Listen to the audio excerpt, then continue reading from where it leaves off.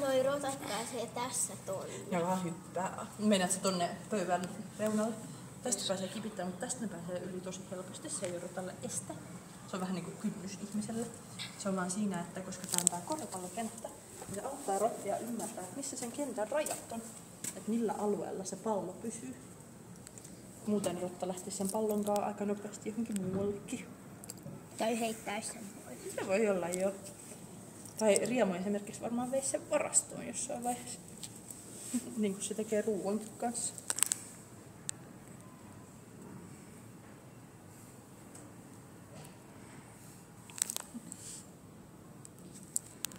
Se löytyy vielä muutama pala porkkana. Selvästi noi kurkut ei tunnu maistunut. Ei oo selkeästi maistunut. Se aina vaihtelee. Vähän niin kuin ihmisetkin haluaa Niin, että vähän joku vaihella mitä joskus haluu vaikka jonkun leivän ja joskus haluu pakettia. Kyllä. Sama ihan rotilla. Niidenkin mielestä olisi hurjan tylsää, jos pitäisi syödä aina samaa ruokaa. No joo.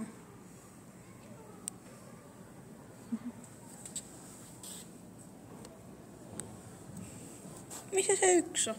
Mä en itse asiassa tiedä, mihin Ilo meni. Se voi olla, että Ilo on esimerkiksi mennyt jo päiväunille. Tai sitten se voi olla liikkeellä jossain lattialla tai tuolla linnassa silleen, että me ei nähdä.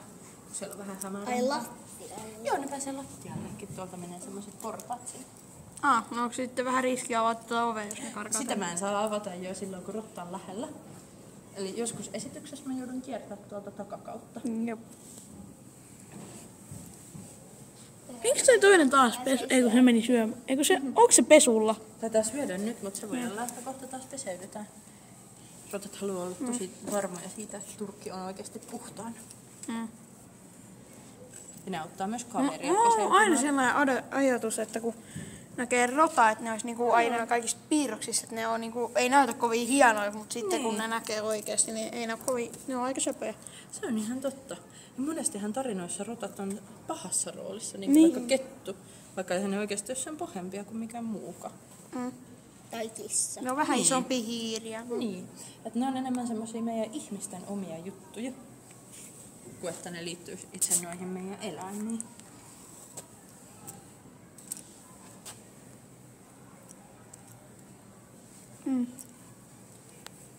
Mä oon aina luullut, että tossa rotan hännässä ei oo ikinä mitään karvaa. Joo, siinä on pikkasen jo. Vähän niin kuin ihmiselläkin on iholla pikkasen. Se on vähän sama tarkoitus, että siinä on vaan vähän karvaa. Siitä vähän haihtuu lämpö. Ja mä luulin aina, kun mä katsoin pienenä niitä piirroksia, että rotalla olisi niinku samanväriset korvat kuin sen turkki. Joo. Yleensä rotalla on kyllä tämmöiset vaaleanpunaiset. Se on sen yleensä ihon väri. Varmaan voisi olla semmosia rotteja, joilla ihon väri on vähän erilainen. Ja rottalajejakin on monia. Ja sitten jossain toisessa lajissa voisi olla eri. Tää iso rotta on se, mitä elää tuolla luonnossakin melkein koko maailmassa. Ai Suomessa? Suomessakin. Jep. Eli kaikkialla muualla oikeastaan paitsi Etelänavalla, missä asuu ihmisiä, niin on myös rottia. Rotat osaa näköjään sukeltaa. Joo, ne saa sukeltaa ja uida ilman, että pitää opetella. Sen takia tossa ois. Joo, siinä näkyy, että siellä on vähän jo sukelleltu aiemmin.